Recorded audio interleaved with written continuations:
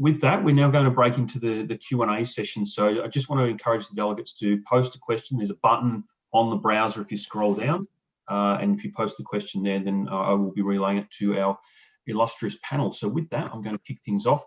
Now, Sam has answered this question that Doug posted, which was a bit of a test question. But if anyone wants to add to the knowledge around why do you need to install a dedicated EV charger at home, maybe I might allow, rather than the people who are selling them, I might throw this one, in fact, to Bryce to answer the question. Why is it required? Do you need Christian?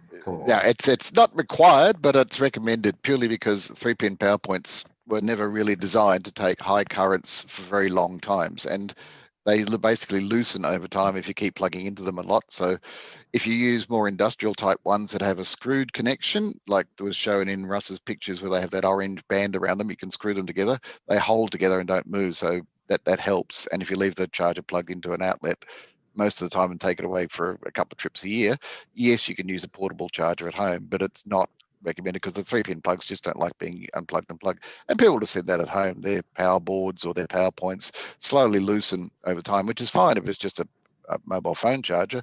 But if it's a car, they get hot and they melt. And if you saw the picture there, that was a typical one. And I've got lots of examples as an electrician of old power points and things I pulled out that have melted away. And in 12 years of working with electric cars, I have melted many plugs. Thanks, Bryce. I think for the benefit of the other gentlemen on the panel, that was a great advert on it's not inherently unsafe, but it is potentially inevitably unsafe to use a general PowerPoint. So consider getting a dedicated charger. That one flows over into smart charging for integration with solar install. So I'm going to go to that question next. Does anyone want to speak to whether you require a smart charger to somehow use your surplus solar? This one could be for a direct technology solution, but again, maybe we'll come back to Bryce if there's a fallback that might be a hack. Who would like to speak to that one? Yeah, so I'll go to Sam first. I think we both. Yeah, both Sam and Bryce. Yeah. Yep. It's just saying that like other chargers are available, obviously, but like as Sam said in his prezzo, like you can either go smart or dumb, essentially, from a charging perspective, and you typically pay a bit more to get a charger which will integrate with your solar. But in my experience, the premium that you're paying is only a fraction of the cost of the overall investment in the vehicle. So just do it, to be quite frank. And if you've got solar panels on your roof, and then take advantage of them, and the ROI on your panels dramatically increases as well if you're using that power to charge your car as well. So it just makes total sense. I'm sure Sam has it as well, where people say, well, can I have the cheapest charger in the world possible? And you go, well, yeah, sure, here you go. Or would you like something that has functionality and smart integration and all that kind of stuff? And like Sam was saying as well, it's an investment for 10 to 15 years. So get the right solution right now. And that feeds quite nicely into the previous question as well, is you spent all this money on the car. So don't scrimp when it comes to the installation, when it comes to the home charging solution, make it right, and have a positive experience. Yeah. Go on, Sam. Yeah, for me, it's how to utilize electricity in your home better. If you can integrate with your solar panels and you can work with the energy available in your home, that helps you achieve energy autonomy. And that's, for me, the reason why solar charging is an exciting future. And rather than just doing it without any kind of control, a solar charger can moderate your charging speeds to maximize your solar consumption, and almost, the energy companies may not like this, but minimize your kind of export to the grid. So you export at 6 cents a kilowatt, but you buy your electricity at over 20 cents a kilowatt. So that's the real benefit of solar charging. Yeah, agree with Russ and Sam, and plus it just feels good. And I think it's every model you'll see coming through next year, every smart charger will have a solar match function. So I think consumers will be spoiled for choice next year. Be really great. Yeah. Thanks all.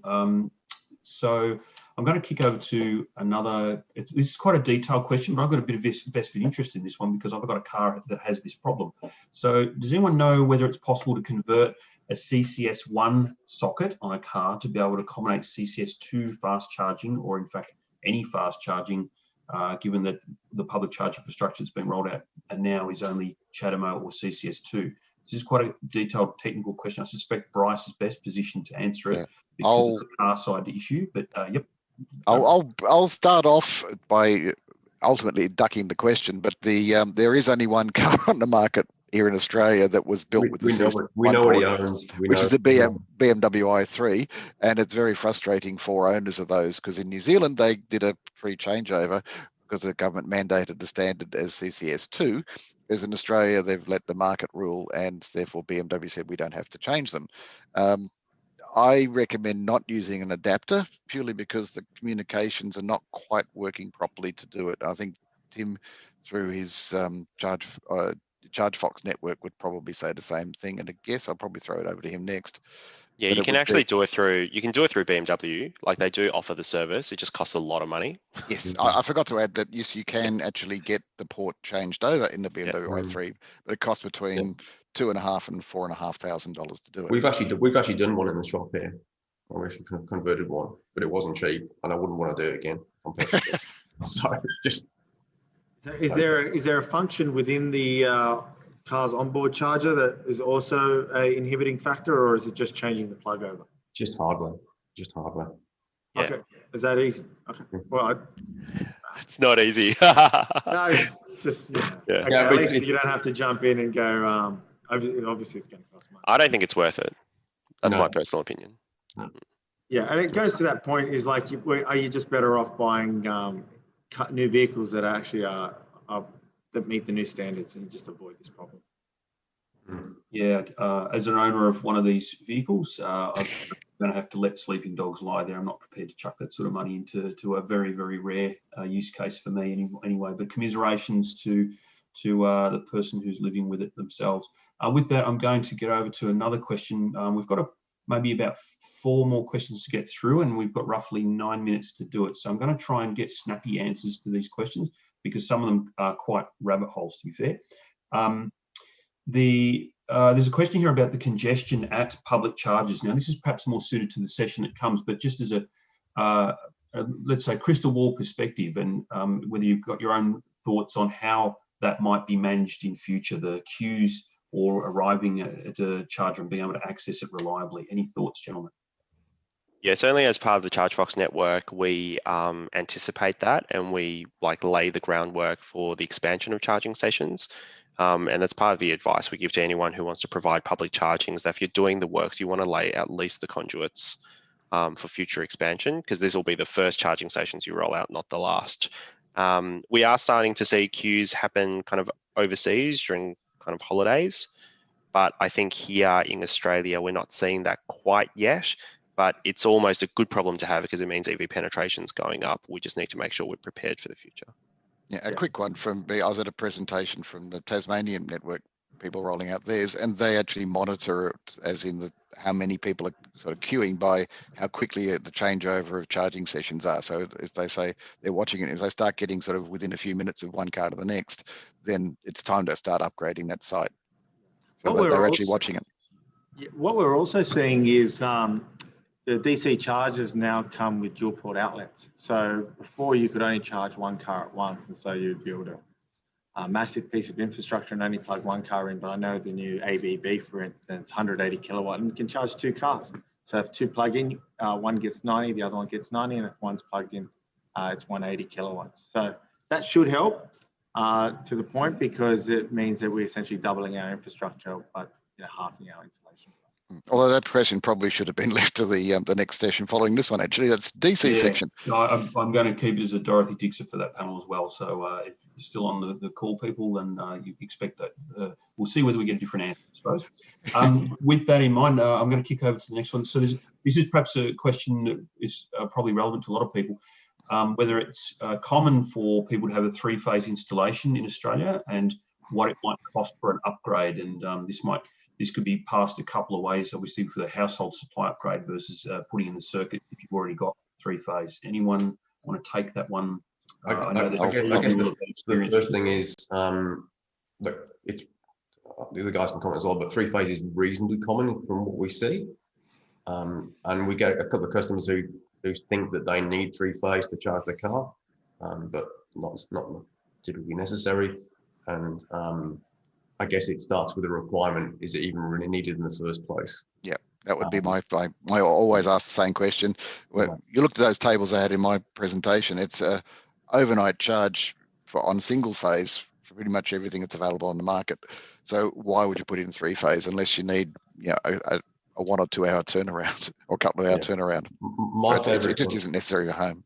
Yeah, I disagree with you guys there a little. I think anyone who's using their car for a work perspective, you need 3-phase from a long-term perspective.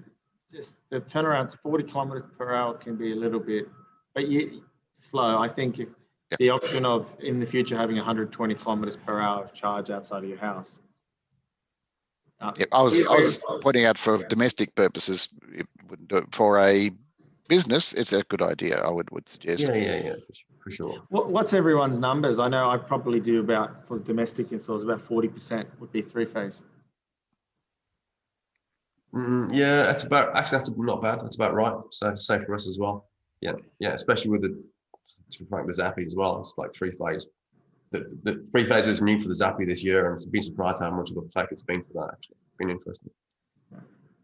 I think sort of ratio. Sorry, Tim. I was just going to say we probably bias a bit higher because we do a lot of like the luxury guys as well, and tend to be the luxury players tend to have 3-phase because the houses are bigger essentially.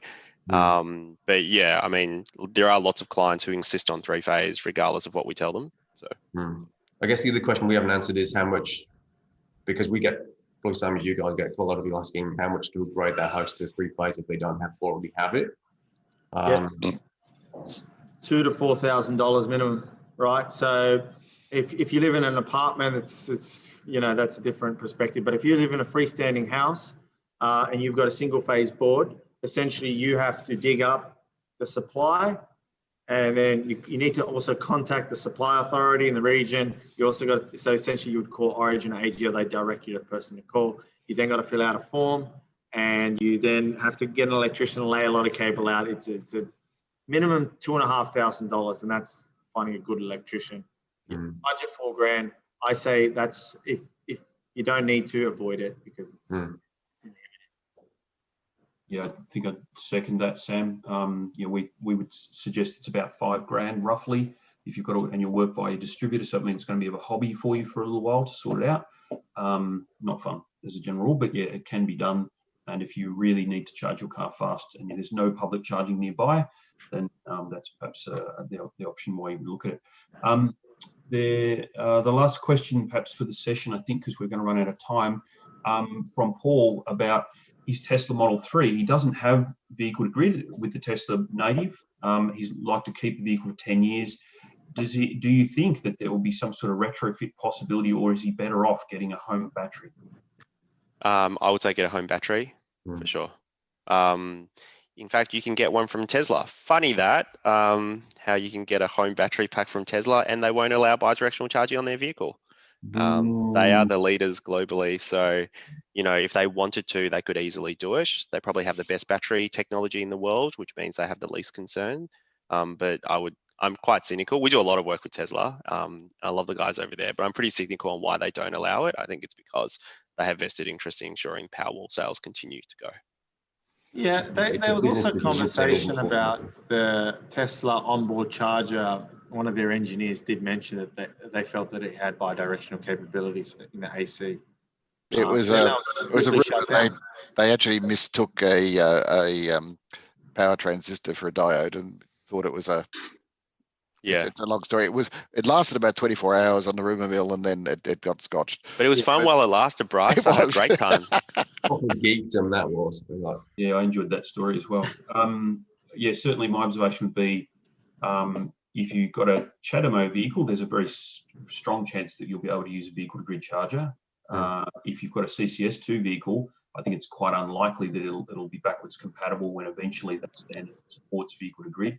And so you're probably going to have to hold out. And if that means if you are desperately looking for some home storage solution, either get a cheap CHAdeMO vehicle or a home battery.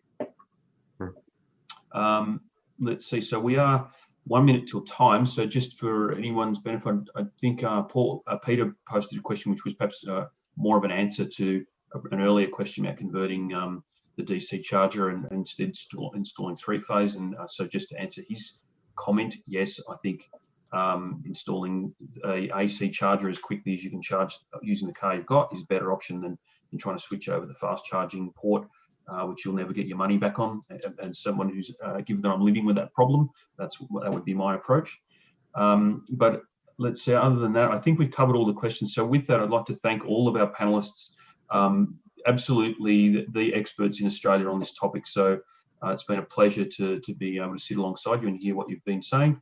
And I look forward to continuing to work with you all over the next few years of making this thing happen. So thank you. People, enjoy your break. We're going to reconvene at 11:30 for the next session, which is on public charging. So thank you. Thank you, Christian. Thank you. Thank you, speakers. Very well All done. the best. Thanks, guys. Cheers. Christian, see you guys.